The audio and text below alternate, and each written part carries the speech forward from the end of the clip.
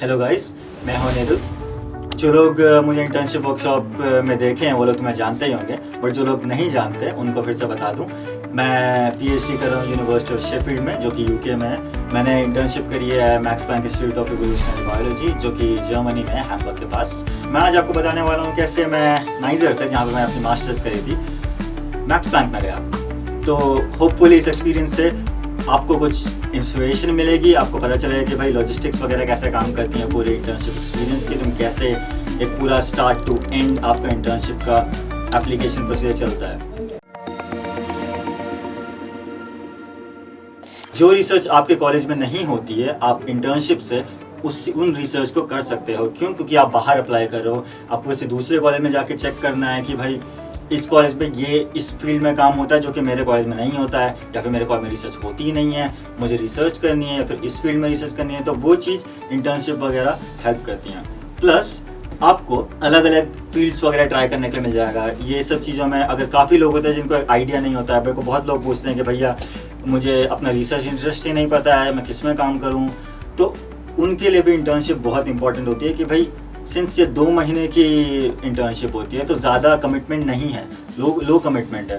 तो तुम लोग जाके नए नए फील्ड्स ट्राई कर सकते हो कि भाई 2 महीने, जैसे अगर मैं फिजिक्स में हूँ तो मैंने क्वांटम टनलिंग में ट्राई कर लिया, ऑप्टिक्स में ट्राई कर लिया, सेमीकंडक्टर फिजिक्स में ट्राई कर लिया। तो सारे के सारे थोड़ा थोड़ा करके हाथ मार रखा है हर फील्ड में। तो मुझे पता है मुझे क्या चीज़ पसंद है, मुझे कौन सा एरिया पसंद है, मुझे कौन सा फील्ड पसंद है, जो कि पीएचडी में बहुत काम आएगा तुम्हारे। क्योंकि जब तुम अप्लाई करो वो देखेंगे कि भाई तुमने पहली बात तो इतने सारे फील्ड में काम किया, तुम्हारा बैकग्राउंड काफ़ी अच्छा है फिजिक्स में, या फिर तुम्हारे रेलेवेंट फील्ड में, केमिस्ट्री में, बायोलॉजी में, मैथ में, सब में बैकग्राउंड अच्छा है तुम्हारा। और तुम जिस फील्ड में पीएचडी कर रहे हो उस फील्ड में तुम्हारा रेलेवेंट रिसर्च एक्सपीरियंस है। सबसे इंपॉर्टेंट बात, तुम कॉन्फिडेंट रहोगे अपने आंसर्स पे, अपने डिसीजंस पे कि तुम ये फील्ड को परस्यू करना चाहते हो, नॉट दिस और नॉट दिस। ठीक है, तो मेरा एक मेन रीज़न ये था नाइजर में इंटर्नशिप करने का, बाहर की तरफ को, कि भाई मुझे फील्ड्स एक्सप्लोर करना है। मुझे पता ही था मुझे किस फील्ड में जाना है। मैं काम कर रहा था बैक्टीरियल साइटोस्केलेटल प्रोटीन्स पे, जो कि एक काफ़ी नीश एरिया है, बट मुझे कुछ खास मज़ा नहीं आया था। मुझे देखना था कि भाई और क्या क्या फील्ड है मेरे पास जिनको मैं एक्सप्लोर कर सकता हूँ। तो मेरे को इंटरेस्ट था कैंसर बायोलॉजी में, मेरे को इंटरेस्ट था ड्रोसोफिला वगैरह में रिसर्च कैसे होती है, मेरे को इंटरेस्ट था वायरसेस में कैसे रिसर्च होती है। तो मैं ड्रोसोफिला वगैरह में इंटर्नशिप करी, कुछ खास मज़ा नहीं आया। तो मैं कह सकता हूँ कि अब मुझे ड्रोसोफिला में इंटरेस्ट नहीं है। मैं एक्चुअली किसी फील्ड में काम करूँ जहाँ पे मुझे जेन्युइनली इंटरेस्ट है, जहाँ पे मुझे जेन्युइनली काम करना है। इस वजह से मैंने डिसाइड किया था कि हाँ चलो अब वायरस में इंटर्नशिप देखते हैं। तो मैंने देखना शुरू किया पूरा का पूरा, सब जगह में जहाँ जहाँ पे वायरसेस में काम करता है, वहाँ जाके मेरे को अपने मैक्स प्लैंक वगैरह में के बारे में पता चला कि हाँ यहाँ पे भी वायरसेस के बारे में काम होता है। तो मैंने ईमेल्स भेजना शुरू किया, कोल्ड ईमेलिंग करी, मैंने बहुत ज़्यादा कोल्ड ईमेलिंग करी, बहुत लोगों को मेल भेजे कि भाई यहाँ पे पूछा कि तुम्हारे पास अवेलेबिलिटी है। बहुत लोग रिप्लाई नहीं आते थे, कुछ लोग जो रिप्लाई करते हो कहते नहीं हमारे पास अवेलेबिलिटी नहीं है, या फिर हम तुम्हें फंड नहीं कर सकते, हमारे पास जगह नहीं है तुम्हें रखने के लिए, तुम्हें खुद के पैसे खर्च करने होंगे, ये सब।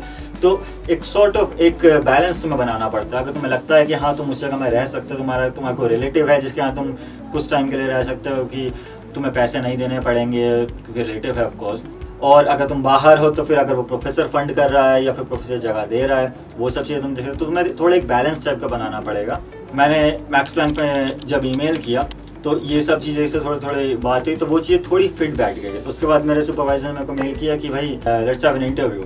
ऐसा भाई इंटरव्यू उसने स्पेसिफिक टर्म यूज़ नहीं करी थी, उसने कहा था लेट्स हैव अ चैट, जो कि अगर मोस्टली बाहर जगह अप्लाई करोगे ना तो हर कोई ये बोलेगा, कोई इंटरव्यू को इंटरव्यू नहीं कहता है, बट वो सबकॉन्शियसली वो इंटरव्यू की तरह देखते हैं उस चीज़ को। अगर तुम बाहर अप्लाई करोगे तो तुम्हें टाइम जोन का बहुत अच्छे से ख्याल रखना पड़ेगा, क्योंकि कई बार ऐसा हुआ है कि भाई बाहर जाकर यूरोप वगैरह में देखोगे तो समर टाइम होता है, उधर विंटर टाइम होता है, जो कि अलग अलग रहता है। तुम्हें प्रॉपर टाइम जोन का थोड़ा देखना पड़ेगा। उसके बाद मैंने क्या किया, मेरे सुपरवाइजर ने बोला कि हाँ लेट्स हैव अ मीटिंग। तो मैं समझ गया था कि हाँ ये सटल नॉट है कि भाई ऑफिशियल अनऑफिशियल्स और थोड़ा इंटरव्यू टाइप का हो रहा है। तो ठीक है, तो मैंने भी अपने काम की क्या किया, मैंने प्रेजेंटेशन टाइप की एक बनाई अपने काम की, जो कि मैं अभी कर रहा था अपने नाइजर में, जिस फील्ड में मैं था। क्योंकि सॉर्ट ऑफ इतना भी अलग नहीं था, बट अब सिंस माइक्रोबायोलॉजी तो माइक्रोबायोलॉजी होती ना, तो बैक्टीरिया में एक जगह में काम करोगे, बैक्टीरिया में दूसरी जगह भी काम करोगे, तो सेम चीज़ है। मैं थोड़ा सा उनको समझ जाता है, तो एक थोड़ा बेसिक लेवल में मैंने प्रेजेंटेशन बनाई ताकि किसी भी साइंटिफिक ऑडियंस को समझ में आ जाए कि ये किस चीज़ में काम कर रहा है। मैंने एक नॉर्मल कैजुअल इंटरव्यू दिया उसको। इंटरव्यू में क्या हुआ था, कुछ नहीं, बस हमने बात करी, मैंने उसको थोड़ा सा बताया प्रेजेंटेशन से कि हाँ मैं इस फील्ड में अभी इस पॉइंट में काम कर रहा हूँ और मुझे आगे आगे इस फील्ड में काम करना है। मुझे आपका काम क्यों पसंद आया, मैंने क्या क्या पढ़ा है उसके बारे में। तुम्हें अगर इंटरव्यू कॉल आ गया तो तुम थोड़ा सा और डिटेल में पढ़ोगे ना उसके काम को, थोड़े आइडियाज़ डेवलप करोगे।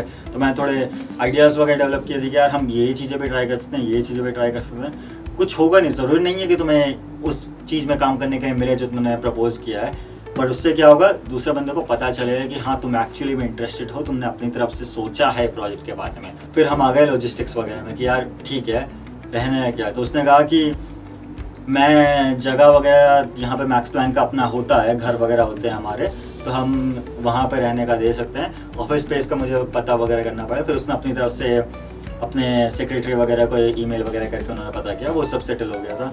बाद में फ़्लाइट्स वगैरह उन्होंने मेरी करी।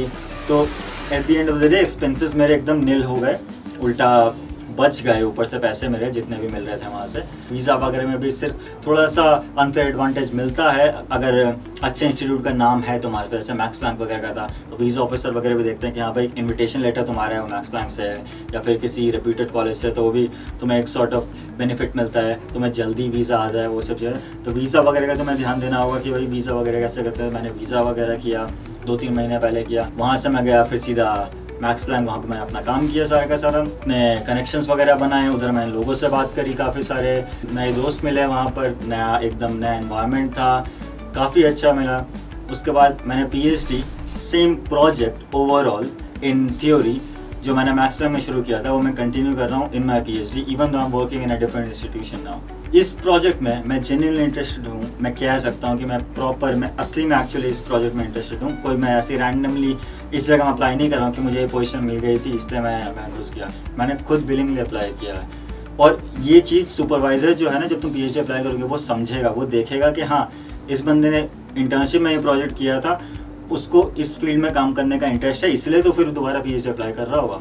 तो मेंटालिटी बहुत इंपॉर्टेंट है तुम्हारी जब तुम पीएचडी वगैरह अप्लाई करोगे, और वो सब आता है यहाँ से। ये थी मेरी जर्नी। आई होप कि अब लोगों को कुछ आइडियाज़ आए होंगे कैसे कैसे करना है, कैसे यूटिलाइज़ करना है इंटर्नशिप वगैरह को लेके, कैसे अपनी क्या क्या चीज़ों को थोड़ा देखना पड़ता है इंटर्नशिप वगैरह के टाइम में, क्या एक जनरल प्रोसेस होती है इंटर्नशिप अप्लाई करने की।